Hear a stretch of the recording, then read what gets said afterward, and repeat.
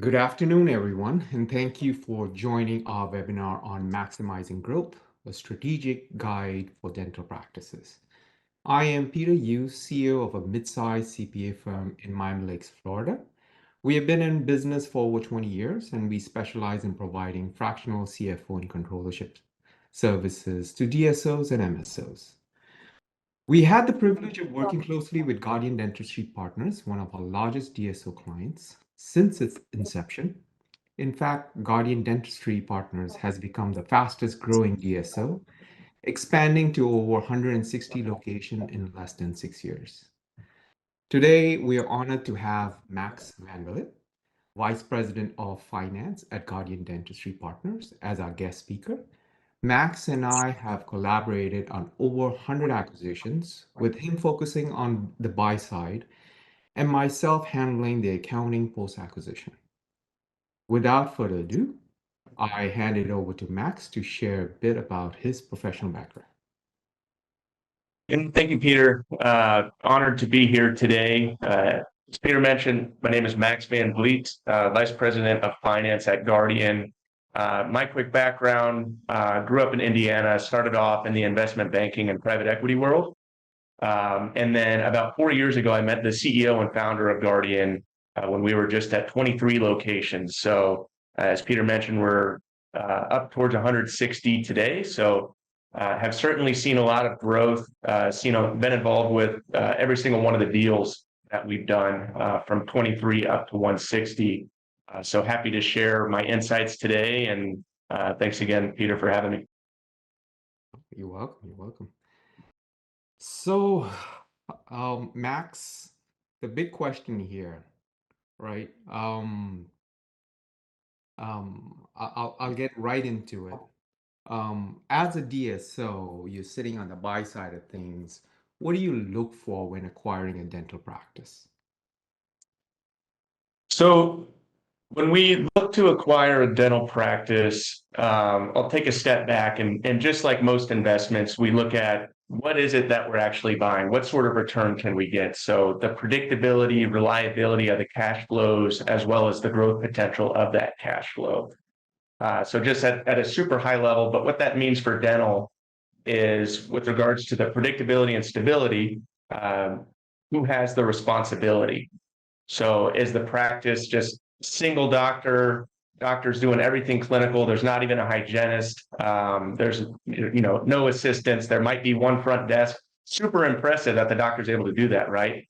But that would be a super risky opportunity for us, and that's not interesting because that's to us that's not exactly a business. That's just a very impressive person running their practice. So we like to see diversified responsibilities so that we can rely on the practice's success going forward when that doctor eventually steps away.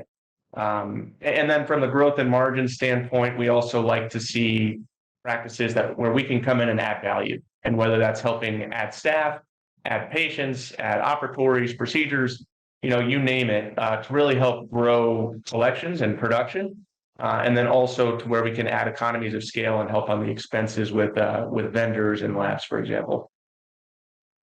Got it, got it. No, that's great information. So once you guys have identified a dental practice, what is the next process of going through the acquisition? So the typical process is, so there's the introduction, of course, and then from that point, we typically will do a 30-minute call, or an in-person conversation, just to get a feel for the doctor and what they're looking to do, as well as share what we do best at Guardian.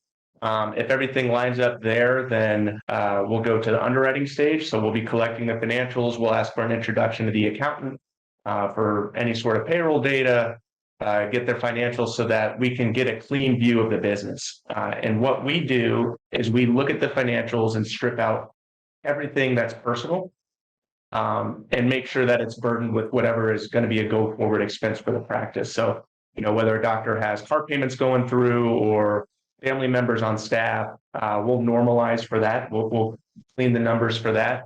And that's where it's really helpful to have a good accountant or someone that understands what we're doing on the other side to just facilitate that process and take some of the stress off of the doctor that we're talking to. From there, we will then draft an LOI or a letter of intent, which will summarize the high level terms of the agreement. So basically that the most important parts of the deal will summarize in a letter of intent.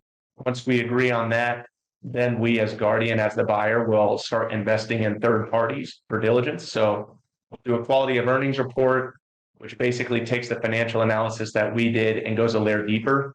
So again, something where it's nice to have someone, an accountant who's sophisticated and familiar with dental on the other side, or ideally the financials are already clean for this type of situation, and it's just a lot less work for everybody. And then at the same time, we'll do some more due diligence and draft the legal documentation, get that all squared away, and that'll all then lead us to closing. Got it, got it. You mentioned financials. How much history do you guys look at? Basically, there's a look back period, and then there's the present financials. So how far back do you guys usually go? Yeah, we like to see at least 2 full calendar years, and then whatever the trailing 12-month period is.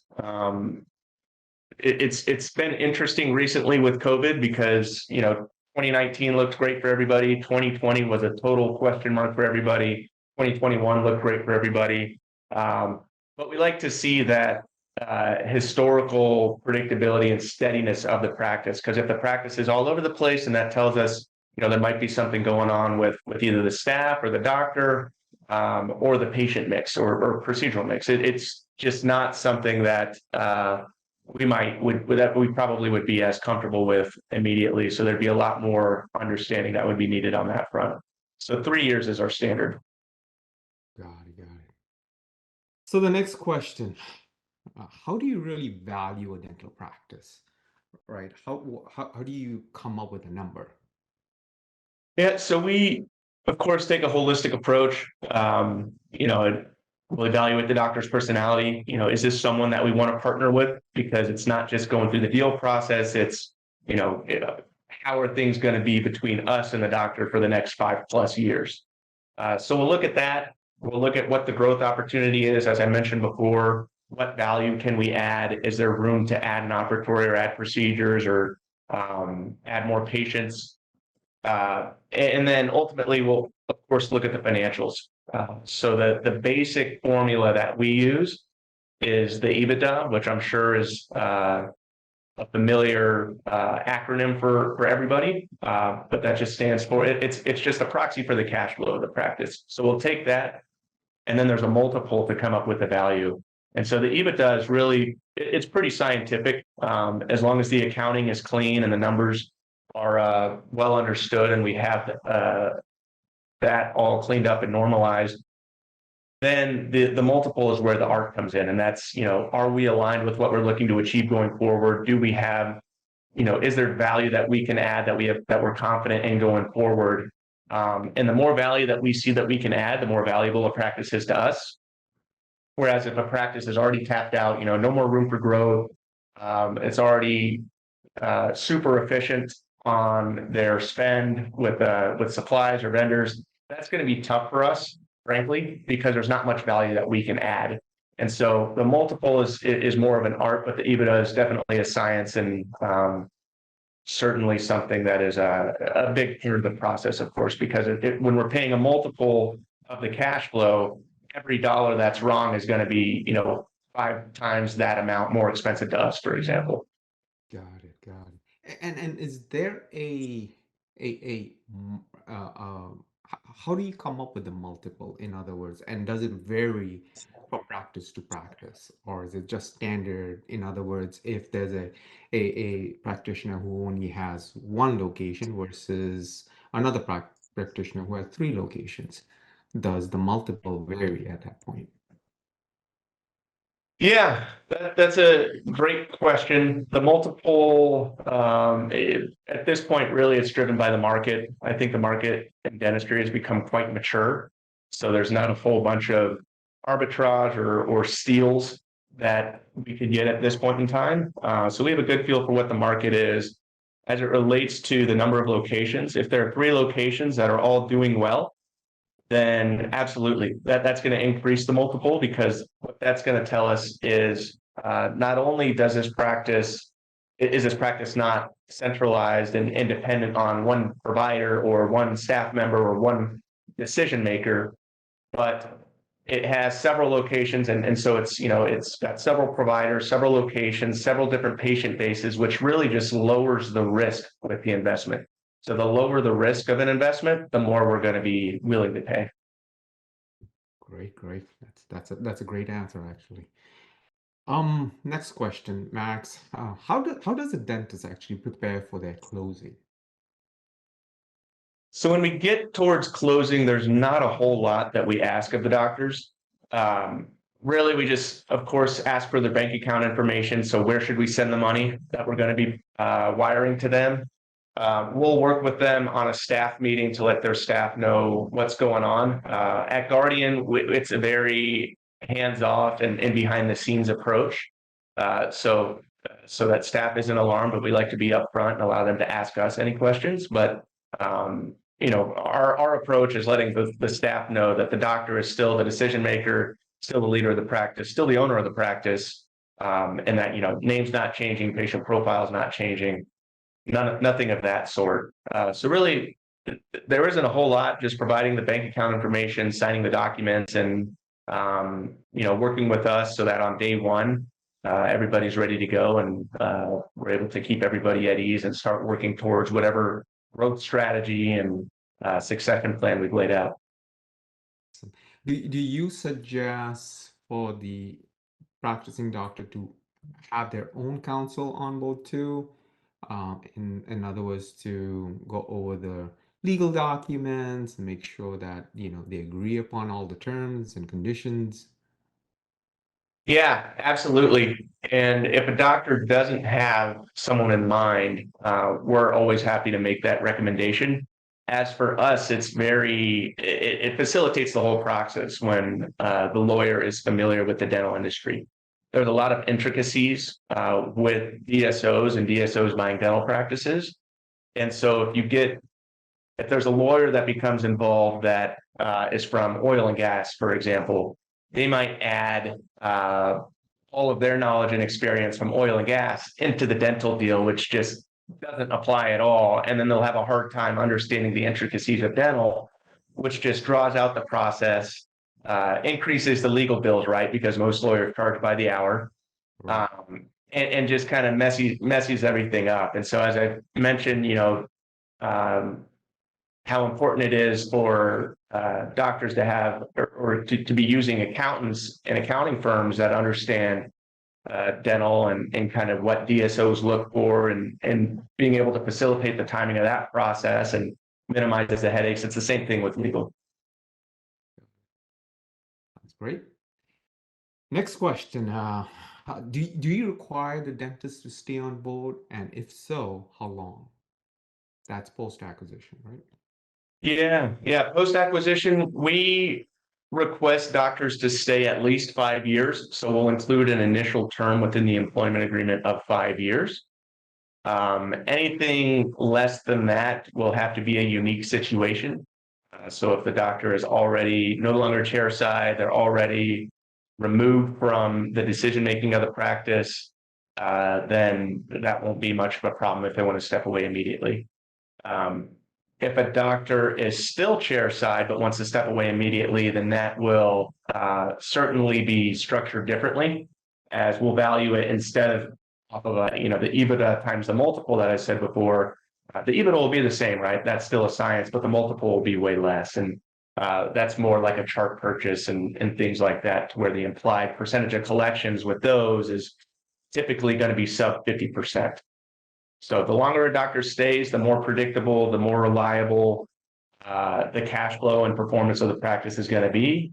And if they're not there, then there better be a good reason that we should be able to pay more, which would be that they're no longer chairside, they aren't involved with the practice anymore. Got it. And I know that there are some practitioners who want to retire within a short period of time, but do have other associates within the office that can actually take on the lead and take on all the patients. So And I know that Guardian has purchased practices that had doctors who had basically retired within a couple of years, but that's predetermined prior to the closing. That's what the doctor expects to do, right? Correct. Yeah, that's part of the introductory conversation that we have with the doctors is what is it that they're looking to do? Because Guardian is geared towards a certain way of doing things. And I think, the DSO industry has just evolved so much to where I think regardless of the situation that a doctor finds him or herself in, there's going to be a DSO out there to accommodate for that. I think historically, if you look back 20 plus years, uh, there was just Heartland, who is very operationally efficient, but they have their specific way of doing things. And that was sort of the only initial option for doctors out there. And so it worked for some doctors, didn't work for all of them. And I think DSOs kind of got a bad name originally because that was viewed as the only option. Now, if you fit that option, that's great for you. But I think most doctors at that point may have been looking for something different. And I think that sort of inspired the more clinical autonomy approach to the industry. And the example there would be MB2. I think they're probably the biggest one out there that has that type of approach. So then that sort of created the other end of the spectrum for doctors who wanted that complete autonomy to be able to do what they want. And then we at Guardian are more right in the middle of there, where we try to strike the fine balance of the clinical autonomy but operational support. And I'm sure that there are countless competitors that flow all along the spectrum. Some might even be at more of an extreme than the two examples I gave. But I guess long-winded way of saying that there are many options out there for the doctors, and I'm of course just speaking from the Guardian perspective. Got it. Got it. I guess our next question is what type of benefits or incentives are offered to the dentist? So for us, there's the standard benefits that are offered to both doctors as well as the staff. So medical, dental, vision, short and long-term disability, 401k with a match. That's offered to everybody. I think another thing that's nice that's within Guardian, and I think probably some of the more operationally focused DSOs, is a training program for the doctors as well as office managers as well as hygienists. So really making sure that doctors are able to progress clinically throughout their career. So we have, for example, an implant program, an implant training program, an ortho program, as well as an endo program to help doctors advance their skill set accordingly as they wish. I think another thing that we offer as well that some do, some don't, is distributions. So whatever ownership a doctor maintains in their practice, will pay them that pro rata share in cash each quarter. So however much cash is generated by the practice, we'll look and see, okay, the doctor owes 40%, we'll pay them 40% of that amount. And then lastly, which I think we'll get to a little bit or here soon, is an earnout to keep the doctor motivated, which is compensating them for the growth that they've continued to achieve within their practice. Got it. Got it. Oh, that's great information. I guess our next question actually is how are earnouts structured? And how do you read the terms for those earnouts? So there's a couple different ways that we do the earnouts. For example, if we're talking to a doctor that says, hey, I've been at 5 operatories my entire career. I just added 3 more. I have all this debt that I just took on to expand, and it's not reflected in my numbers. So you're not going to see the growth that I'm definitely going to have because I've added 3 operatories here. We'll say, okay, great. Let's work together, come up with a value, to ascribe a value to this growth potential, to make sure that they're rewarded for that going forward. And so what we'll do is ascribe a value, and as the practice grows, we'll establish a baseline EBITDA. So this is where the analysis and the underwriting is very important up front, so that we're able to agree on an EBITDA number. And again, I think from the doctor's perspective, this is probably where it's super helpful to have an accountant already who understands the numbers and understands what a DSO is looking for, because uh, they won't feel like it's one on however many on the other side with the DSO to come up with this baseline EBITDA. So we'll come up with a fair number and then ascribe a value to any incremental growth. So if practice is cash flowing 500,000 a year right now, we'll say, okay, we'll give you 4 times every incremental dollar of growth for that. And this is something as well, I'm kind of shifting gears into our standard earnout, as not only is it for uncaptured growth potential within the practice, but also if a practice, we are incentivized to keep the practices growing, because we want the practice to continue growing. We want it to continue performing. And so we'll give doctors earnouts to achieve that. We want it to be measured. We're not asking them to bust their tail right out of the gate and then take their foot off the gas in the ensuing years. So every incremental growth. So if a doctor adds $25,000 of cash flow to their practice, we then will pay them $100,000 for that, as an example. So we do 25 times 4 is 100,000. And then they'll receive 100,000. We'll do that for each of the initial 5 years. So there's a potential for up to 500,000 for the doctor to achieve and or receive from the earnout if we're able to work together and achieve that steady growth each of those 5 years. Got it. Got it. Yeah, it's and the earnout. I'm assuming that the earnouts are structured at the closing, included in the closing document, so that everybody is on the same page, so they kind of know what the targets are and how they can they're going to achieve it. If they do achieve it, there's definitely a payout afterwards. Exactly. It's an important term, and so we'll outline it in the letter of intent. And the details, we'll detail it out in the legal documents, but certainly there shouldn't be any surprises between the LOI and closing or even achievement of the earnout. Oh, our last question, and this one is a loaded question, Max. So what are the pros and cons for joining a DSO? And I'm Yeah, so sure it you is very loaded. the question. I think the obvious con, right, is when you're selling, you're giving up control, and I think that's a difficult situation for any entrepreneur. Is these doctors, as a doctor, you have your own practice. You've never had a boss in a sense. You've always been able to do whatever you want. And when you join a DSO, that's no longer the case entirely. And so that's where it's very important to understand what the DSO provides. And again, thankfully for doctors, there are so many DSOs out there that I'm confident that whatever a doctor is looking for, there's going to be a DSO that caters to that specifically. So it's very important to understand what their specialty is, talk to different doctors who have already joined them to get an understanding of how things are post-closing. Is this just a giant sales pitch and life is completely different?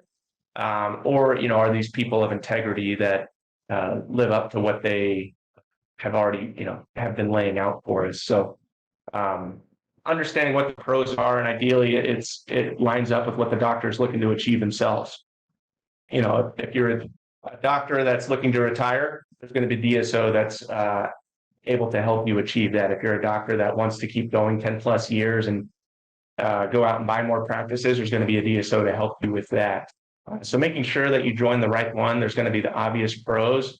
And then the cons, as you give up control, I think that's where it's important that what you're looking to do lines up with what the DSO does, because if you're giving up control, you want who's in control to have the same objectives as you. So I think, and then the obvious pros, you don't have to deal with payroll anymore. You don't have to deal with negotiating with PPOs or checking around to make sure that your fee schedule is in line with the market, different things like that. Staffing challenges you don't have to worry about. So At Guardian, our model is structured to where the doctor can really just focus on whatever they want to do clinically and continue leading the practice. Um, all of the other headaches we prefer to inherit, or some are negotiable, some are mandatory when joining us.